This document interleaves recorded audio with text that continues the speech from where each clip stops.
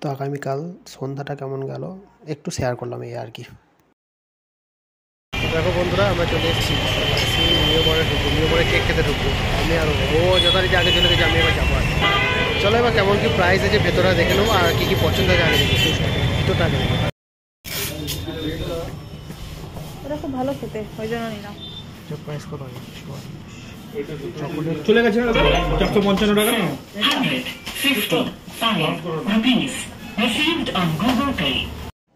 এই দোকানটা ছিল সিউড়ি সার্কিট হাউসের পাশের হাং আউটে। চলো কি কি খাবার ছিল এবার একটু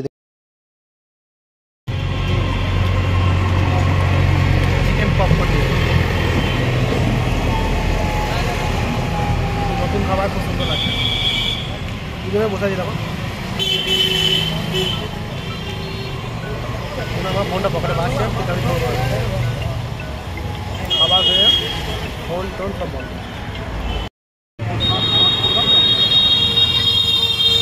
করে দিয়েছি।